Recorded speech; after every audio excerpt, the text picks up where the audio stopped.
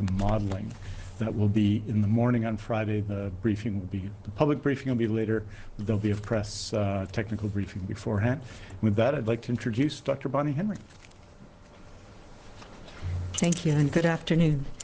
Today's update covers the last 2 days here in British Columbia, so 2 time periods between April 11th and 12th, and then between April 12th to today. So we have sorry, I have to read my notes here. So between April 11th and 12th, we had 25 new people test positive for COVID-19 in BC. And then in the past 24 hours, we've had 20 new cases, bringing us to 45 new cases since our last briefing on Saturday. The total in British Columbia is now 1,490 people who have tested positive for COVID-19 in our province. That includes 650 in the Vancouver Coastal Health Region, 591 people in the Fraser Health Region, 87 people here on Vancouver Island, 136 in the Interior Health Region, and 26 in the Northern Health Region. We have no new long-term care facility outbreaks. That remains at 20, mostly 11 in Fraser Health and 9 in Vancouver Coastal Health. We have had a number of new cases in those long-term care facilities, bringing our total to 254 people associated with long-term care facilities who have tested positive, including 159 residents and 97 staff people. In addition, we have a number of community outbreaks, as you're aware of. Primarily in the interior, we have the outbreak related to temporary foreign workers and a nursery. There's been one additional positive case in that outbreak, bringing the number of people who have tested positive to 20.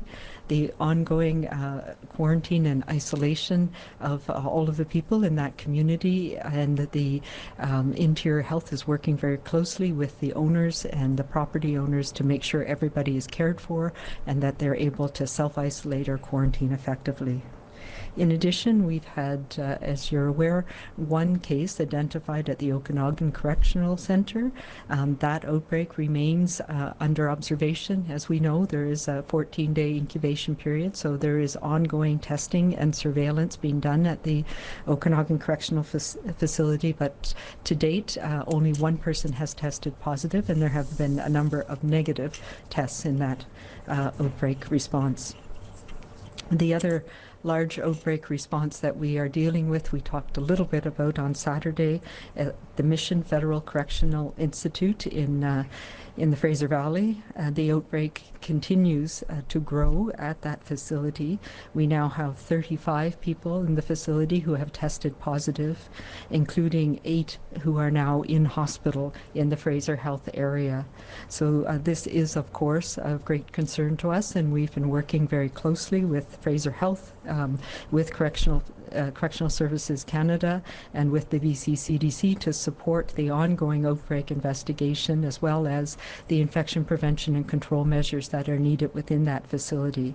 And our priority, of course, is to protect all of those who are in the facility, but ensure that British Columbians are protected as well, and that our community is able to respond and support people who are working in the facility, as well as the inmates in the facility and our hospital system. We are working very hard to ensure that the transmission within that facility will be contained. Unfortunately, as we talked about on Saturday, there was quite a lot of transmission that happened before the outbreak was recognized, and we are now seeing people who were exposed over the previous 2 weeks developing symptoms. And there's ongoing testing and surveillance that continues in that facility. In terms of our cases here in BC, we have 137 people who are hospitalized, and of those, 58 are in critical care or ICU here in British Columbia. Unfortunately, in the last 2 days, we've also seen a number of deaths increase. We've had a total of 11 new deaths, to bring our total of people who have died from COVID-19 in BC to 69. The majority of those continue to be in long-term care.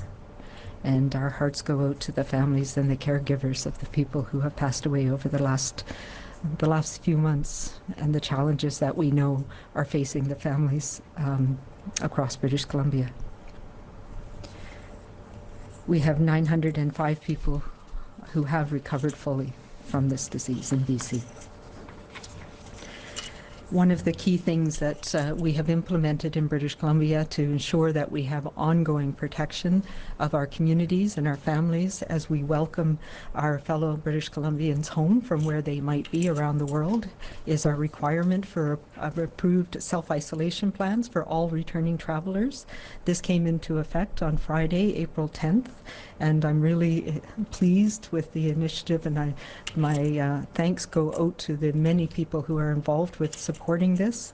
The success of this initiative is really to provide the necessary supports that enable our fellow British Columbians who are returning to self-isolate effectively, to make sure that they have what they need so that we can support them and they join us in making sure we're doing everything we can to stop transmission of this virus.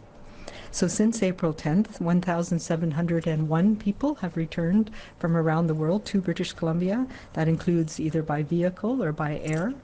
And we have the support systems in place and have been fully activated.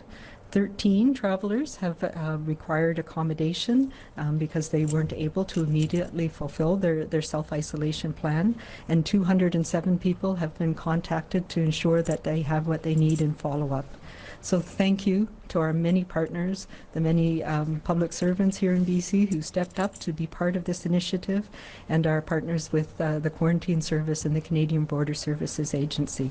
This is an important ongoing initiative to ensure that we're doing everything we can to keep our communities and families safe here in BC. I also want to talk a little bit about personal protective equipment. As you know, this has been something we have been consumed with in the last few months to make sure that we have what we need. We continue to actively source and receive supplies of PPE for all of our healthcare workers, and we want to thank you particularly to our neighbours in Alberta for their additional supply that they provided to British Columbia over the last few days. That's fabulous. We have enough PPE to meet our current demand, but we are not out of the clear yet. Many of you have also made very generous donations, and we want to thank you for that. And but to remind people that the best way for you to donate or to offer services and products is through the Supply Hub that has been established, and you can go to Supply Hub, and that is an important thing for us because we have a team of people who are able to make sure that anything that is donated meets the specifications that we need, particularly the medical specifications. Even N95 respirators are not all created equal. They are made for many different things, and some of them that are used in industrial settings may not be appropriate for the medical setting. So through the Supply Hub, we can make sure that these are all tested and they meet the specific specifications that we need to be used in the healthcare system. But we want to thank everybody for their ongoing efforts and contributions in this area. Finally, around weekend travel, we have asked British Columbians to avoid non-essential travel, and we have received many questions about BC ferries and about other travel options. I think it's safe to say that we have been united in keeping our firewall strong across this province, and BC Ferries continues to report more than 80% decline on travelers on all of their routes. So that is something that reassures us, but I do want to say there are many reasons why people may need to travel, and essential travel is still required to keep our province going, to make sure that we have the food, the medications, the things that we need in all parts of the province. Goods and the people to deliver our services still need to move. Many students as well are now returning home as the semesters have ended for our universities, and that is an important thing for them. I also know many people live and work in more than one location, and that means at the start and the end of their week, they may need to be on the road. But I thank you all for doing what you can to limit your need for travel. And everybody whose efforts to stay home and stay safe and keep a safe distance from others over this weekend.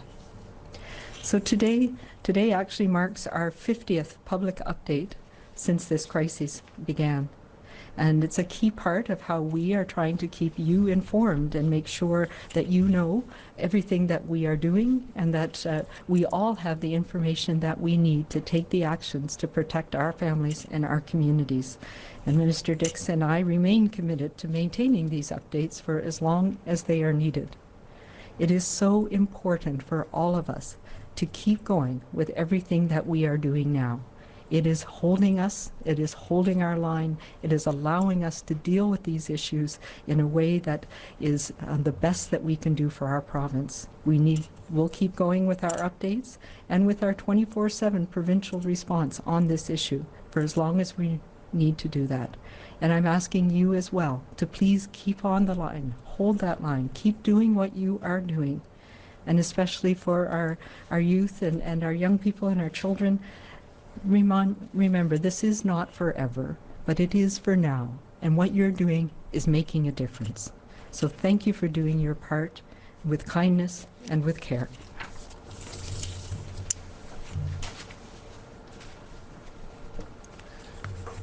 Thank you very much, Dr. Henry. I wanted to start by joining Dr. Henry in expressing condolences for the families and the friends and the caregivers of the 11 people who've passed away since Saturday from COVID-19 in BC. It is a huge loss for those families, for everyone involved, for the community of friends around people, and I think it's made particularly difficult by the circumstances of these times, where we're often not able to come together to grieve. So we wanted to, I wanted to pass on those condolences to all of the people affected, and I know all of those losses are felt profoundly by communities and by families. I wanted to note, Dr. Henry talked about the 1,490 cases, and the majority of which, of course, are recovered in BC now. We do have 137 people hospitalized, and those are 75 in Fraser Health. They represent the majority of the hospitalizations now in the province. It is by far our largest health authority. 37 in Vancouver Coastal Health, 12 on Vancouver Island, 10 in Interior Health, and 3 in the Northern Health Authority. And just to put it in context, we now have, as reported regularly, 4,844 vacant beds in BC. That means that overall the acute care system is at about 56-57% of capacity, and our critical care units are at 46.8% of capacity. I just want to briefly say what I think everyone understands, but sometimes we don't say explicitly, is that is an extraordinary, remarkable effort by people in the community, by primary care physicians and nurse practitioners and nurses and others, by all those involved in public health, that so many people have recovered in their homes with the support of public health, is a demonstration of where the huge part of the effort has been to fight COVID-19 and to help people recover when they get sick from COVID-19. And I wanted to acknowledge that today, that you don't have that many people in the community who might regularly be in acute care without an extraordinary effort by everybody in the healthcare system. I wanted to just say a few things about PPE, that we, of course, are continuing to have success sourcing PPE from some traditional vendors, but also new international vendors, the federal government, and donations. I'd like to join Dr. Henry in expressing our appreciation for the generous offer from Alberta to share 250,000 N95 respirators with us. This is a great example of provinces working together to ensure that we don't find ourselves in critical situations. And as I said before, our supply continues to arrive in amounts that's keeping us ahead of the need. And we'd love to say we're in a position that we're flush for a long time. That is still no longer the case. We still have to work on this both on the supply side and ensuring that we use PPE properly. Over the weekend, the Saturday and Sunday, we had an example. For example, a shipment of PPE that arrived with 109,800 N95 respirators, 51,000 face shields, and 1,200,000 gloves. More shipments are expected to arrive this week, but as is our pattern, we're not going to announce shipments until they arrive. I'd like to also reiterate that despite unprecedented international demand for PPE, BC is making sure that our acute care settings, but also long-term care and assisted living and other areas of the health system, need PPE to keep healthcare workers and residents and populations and patients safe get those. We appreciate it that there are needs outside of those priority areas, and we're working hard to bolster our supply so we can continue to meet needs in the full spectrum of healthcare. And I'd also like to acknowledge, particularly in the Provincial Health Services Authority, but all of the health authorities, the work that's being done to sort and to assess and to test PPE that's coming from new sources to British Columbia, and make sure that every piece of PPE that comes into the province is safe and effective before it makes its way into the healthcare system. Clearly, we're very happy with, as well, with the work that's happened at borders, at land borders and at airports, a lot of it led by BC public servants. We're very proud of their work, very proud of the fact that so many people who've come have now filled out, or all the people who've come have filled out self-isolation plans where they can, and where they can't, they're being assisted either to fulfill their self-isolation plan at their place, at their home, at their place of residence, or get assistance through receiving accommodation from the provincial government. We also want to thank our partners at the federal level for that.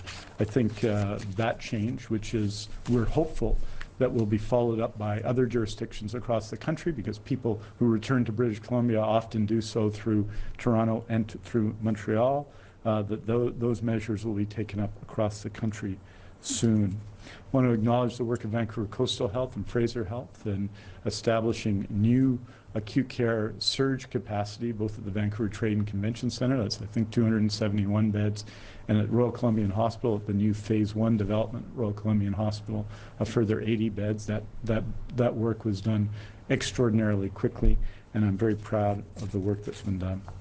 And finally, I'd just say about the weekend, we get information from BC Ferries and others, and just to put it in context, because I know that there's been a lot of discussion and a lot of frustration in communities about people who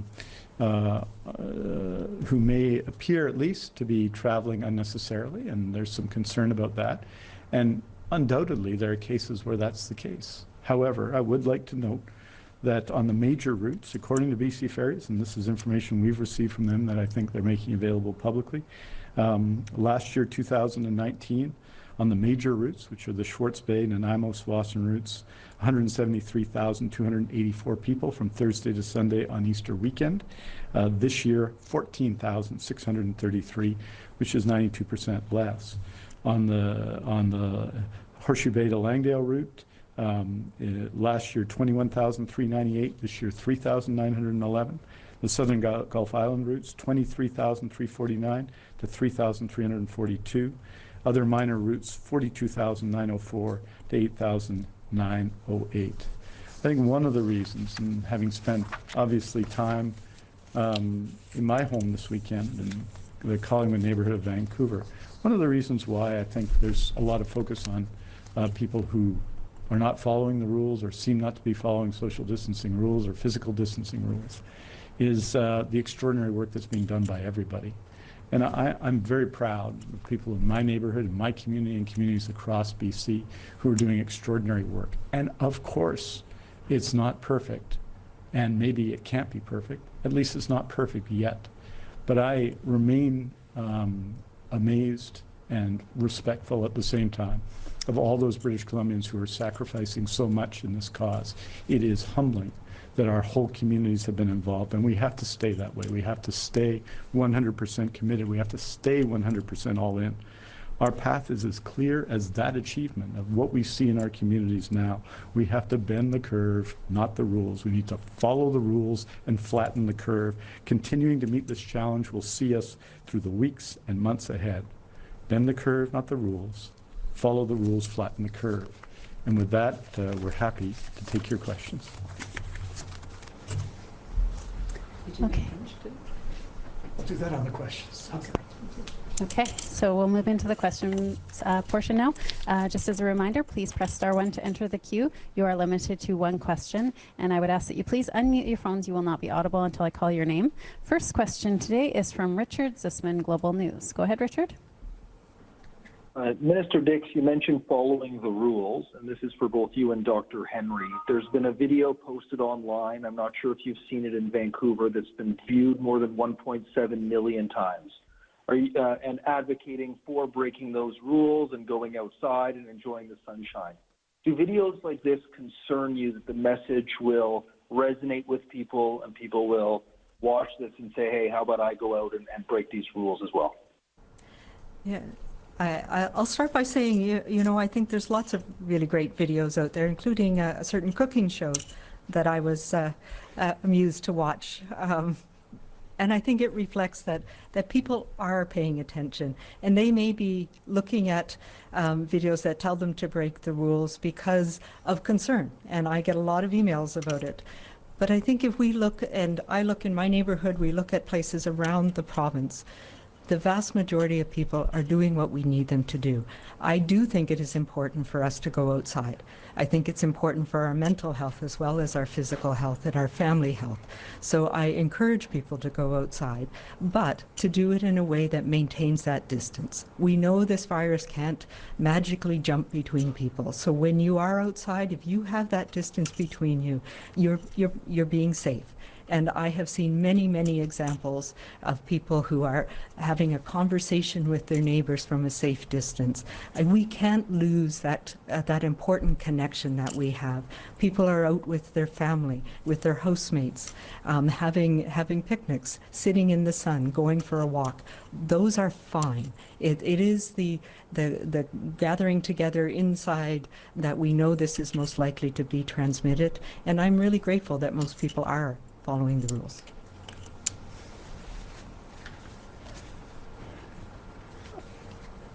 Yeah, Richard, someone told me about this, and I think, you know, I think we've seen in the past number of weeks one or two examples of people behaving very badly, and that may be inevitable in these times, that people are attempting to essentially promote themselves. And what I think genuinely, if you look in any depth at their other views, are marginal views. And I think what I'd say to people is focus on what we need to do together, and don't allow people who are attempting to promote themselves by using the suffering of others to distract us. Don't promote them, don't look at them, but focus on what we need to do together. Next question comes from Gordon Hoekstra, Vancouver Sun. Well, good afternoon. Dr. Henry, I know a couple of weeks ago, I think you said that you hadn't entirely given up hope about a reprieve, partial reprieve from the summer, you know, with influenza, you know, if the virus acts like influenza to some extent, and that you'd be keeping an eye on, you know, countries like Australia and New Zealand. What's your thought about that today? Yeah, it's really challenging to tell. We're now seeing in some, in New Zealand, Australia, slightly increases. We're at that transition zone right now where we have seen influenza fall away here. People are still early into the influenza season in the Southern Hemisphere. So I really can't tell yet. And it's discussions we're having with those who know way more than me about respiratory viruses around the world. I think that the challenge we have is this is such a new virus and there's so little immunity to it that it may still continue at a lower level even if it wanes somewhat with the warmer weather. So I think it can't hurt us. It may be helping us, particularly over the coming weeks. We'll see that. Next question is from Kat Slepian, Black Press.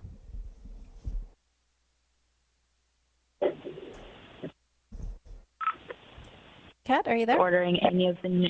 Hello, yeah? Okay. Hello? Go ahead. Sorry. For Dr. Henry, or I guess Minister Dix, curious whether or not BC is going to be ordering any of the new rapid tests developed by a company out of Ottawa, and if not, why not? And if so, how many? Yeah, so the new Spartan test that we're just, or the new test developed by Spartan, so it's a NAT test, we call it a nucleic acid test, which tests for the the RNA, in this case, of the virus that we're looking at.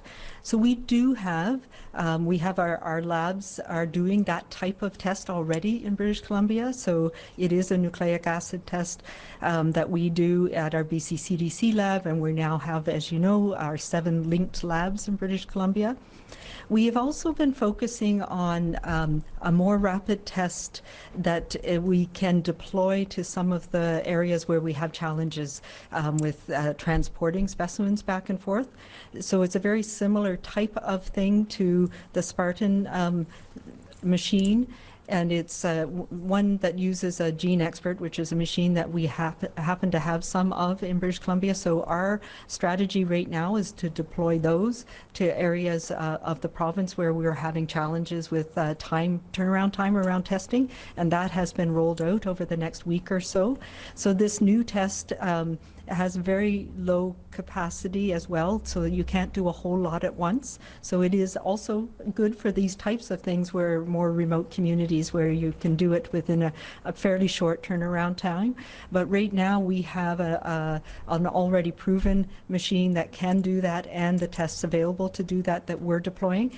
The other thing that we understand from the Spartan tests is the initial ones are also already spoken for, so it wouldn't be until later in the summer that they'd be available.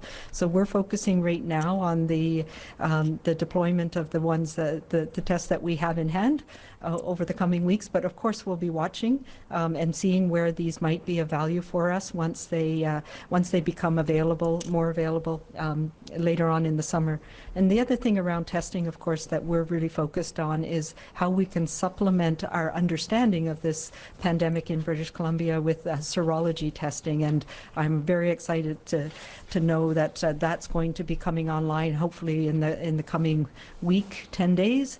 And our strategy, and we'll talk more about this later this week, about how we can use serology to better understand the pandemic so far and how we can use it to support our measures going forward. So those are the 2 areas that we're working on right now.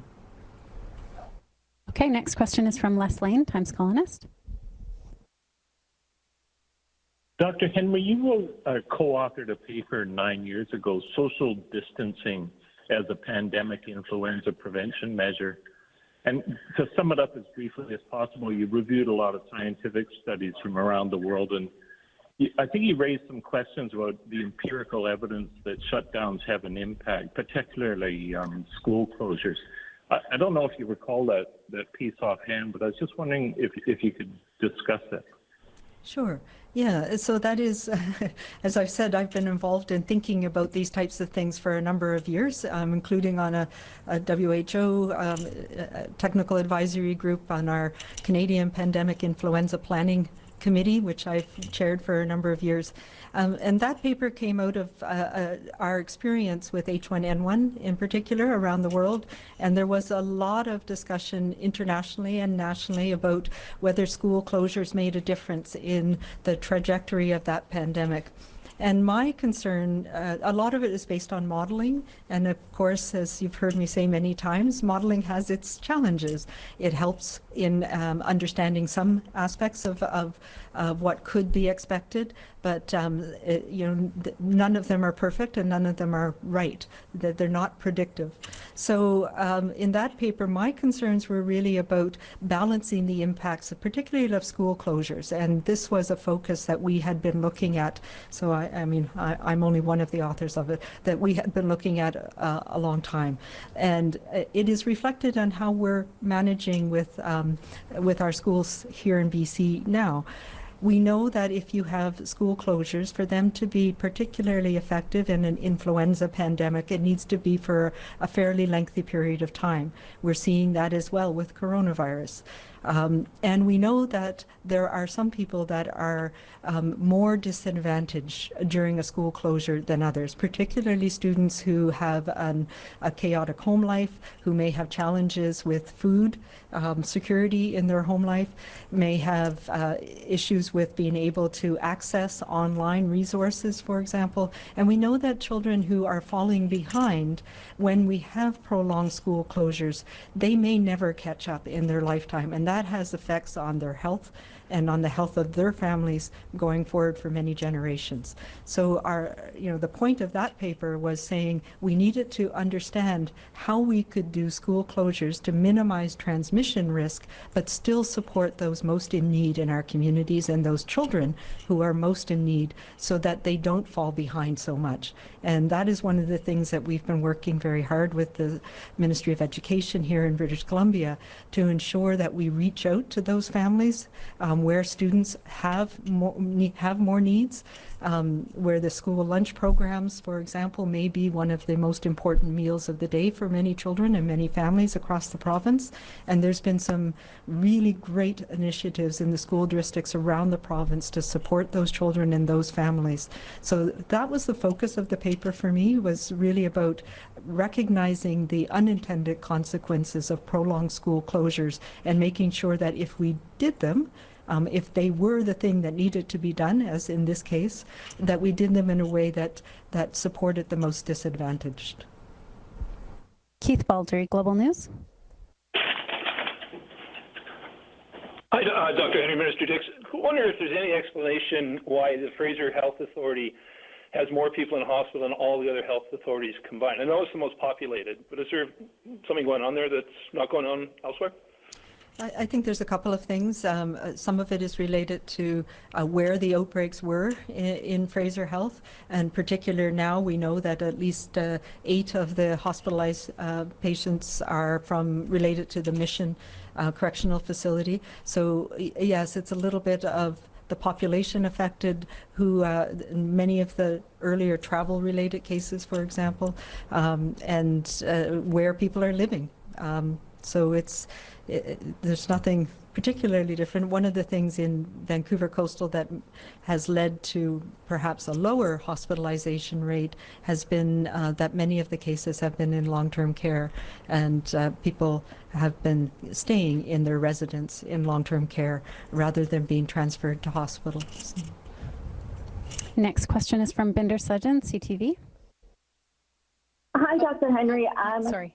Can I just say I will be presenting some more data later this week, along with our modeling around the demographics and the epidemiology of who has been affected by this virus. What are the age ranges? What are the locations? The types of epidemiologic information that will help you get a better picture of who exactly has been affected. So sorry about that. Go ahead, Binder. Sorry, Dr. Henry. So I just wanted to ask you, at the federal level, there's been a lot of talk about outbreaks at long-term care facilities. And BC introduced stricter measures about a month ago. And I know today you're talking about more cases at some of those facilities. Can you talk a little bit about why you think we continue to see those, and if it's possible to fully restrict the number of cases that are coming out of those facilities? And also wondering if you can just clarify, out of the 20 cases, does that include South Granville Park Lodge, where we are hearing there's another cluster of cases? So a couple of things. As you're aware, one of our first outbreaks was the Lynn Valley Care Centre, and it was one of the first cases that we had here in British Columbia. So we recognized very early on that as soon as there are cases in residents in a care facility, that's an indication that there's been transmission that we may not have recognized for some time. And with all of these outbreaks with this virus, once you get behind and are playing catch up, it's very challenging. We're seeing that in the Mission Correctional Facility as well. So there are a number of the long-term care facility outbreaks where several cases were identified. And then, of course, once you identify a case, you know that there's people who have been exposed. And we have to wait the 2 weeks incubation period to understand who's actually going to develop this disease. We've also been learning about this virus over the time that the outbreak started. We know that particularly in elderly people, they can have extremely mild symptoms, and that's why we're have expanded the testing in long-term care facilities to make sure that even people who are asymptomatic or have very minimal symptoms who have been exposed are tested and are isolated if need be. So it is incredibly challenging once you start having an outbreak, when there's been transmission, understanding who's been exposed and who hasn't, and then when they develop disease, even recognizing it in some people, either elderly people who may have very mild symptoms, or young healthy people, most of our healthcare workers, who also may have very mild symptoms.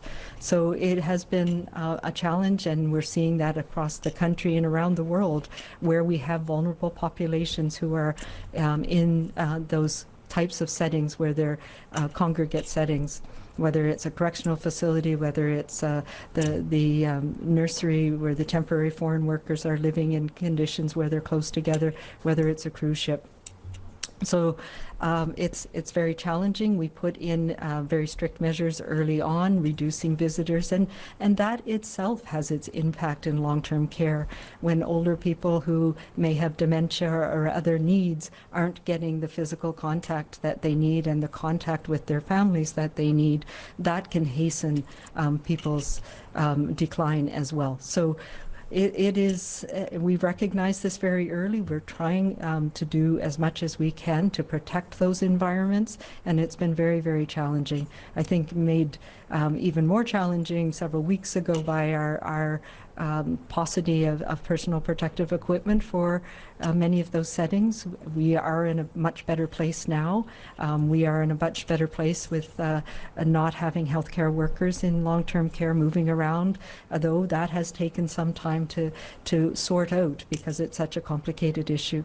But as we're seeing with the continuing tragedies in those care homes, once the virus is introduced into those environments, it's very, very challenging to manage.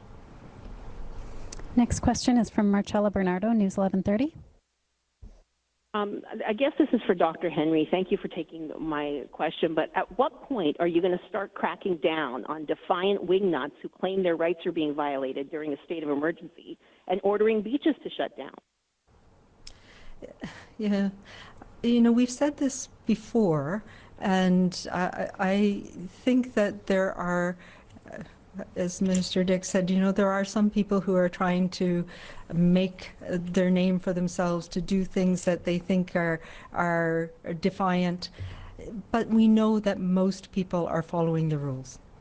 And that is making a difference. And we know that most people who are floating things are trying to, you may not appreciate the issues that are going on. So I don't, you know, I believe that we are doing the right things, and the vast majority of people are doing the right things, and that we need to give people the understanding and the means to do the right things. So rather than closing down beaches, I think we need to ensure that people are aware of the rules.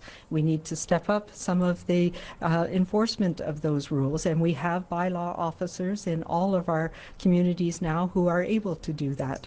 And we need to put in measures that make it less easy for people to flaunt the rules, if you will. So things, simple things like closing some of the parks to vehicular traffic so that there's more ability for people to have space, and making sure that the beaches are able to support people being with their families and being outside and not mingling with others. And quite frankly, when I go out and see the beach and when I go to the park on my runs, I see most people are doing the right thing. Next question is from Eva Yuguen from CBC. Go ahead, please. Hi, Dr. Henry. You mentioned we might be playing catch-up in some of the outbreaks at long-term care centers. In order to try to get ahead of the outbreak at South Granville Park Lodge in particular, shouldn't all the healthcare workers and residents there now be tested for COVID-19?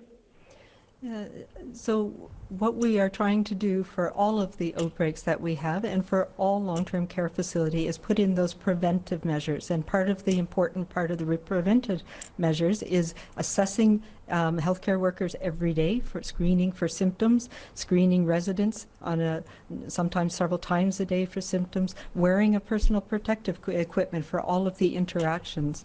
The testing, unfortunately, doesn't tell us the whole story. People can be negative 1 minute and positive within an hour. The test itself is not as sensitive as we expected it to be at the beginning. So we now know that about the false negative rate can be as high as 30% early on in infection. So we still, the norm is not to test people who do not have symptoms, because we know the test doesn't perform very well and we can have false negatives.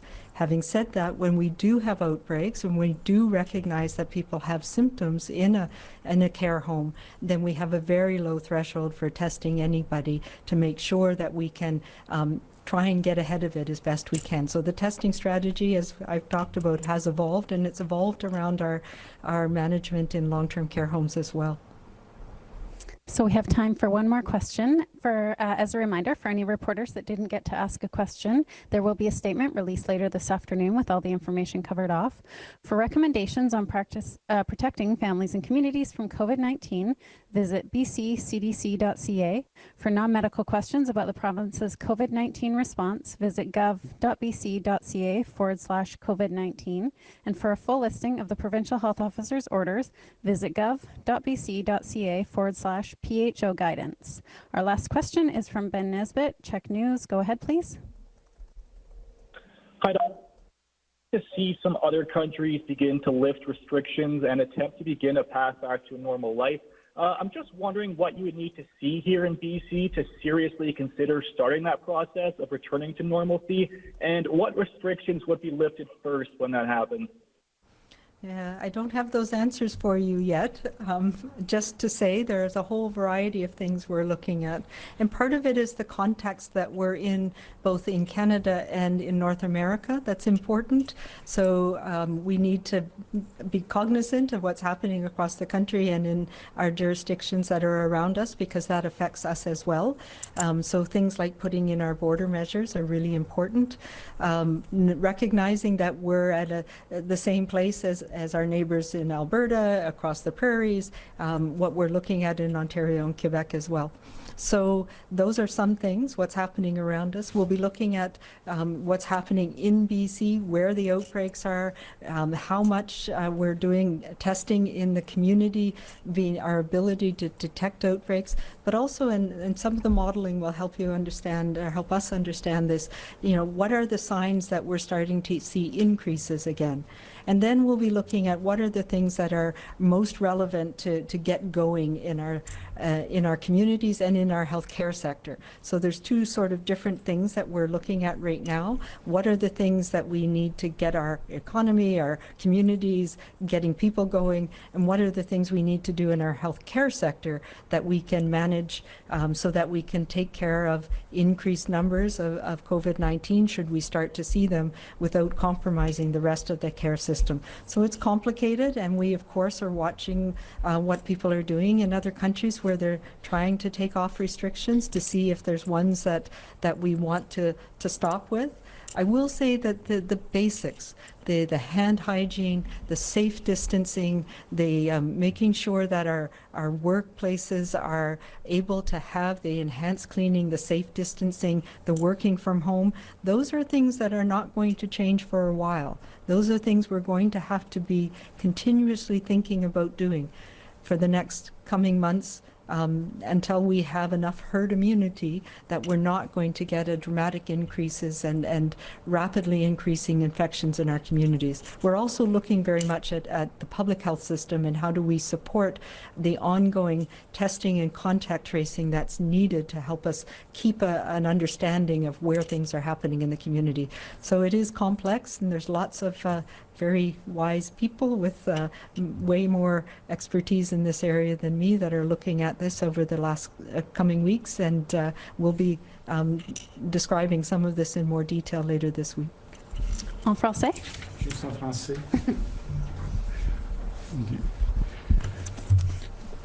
juste pour dire que depuis samedi, on a eu 11 morts de plus de COVID-19 en Colombie-Britannique.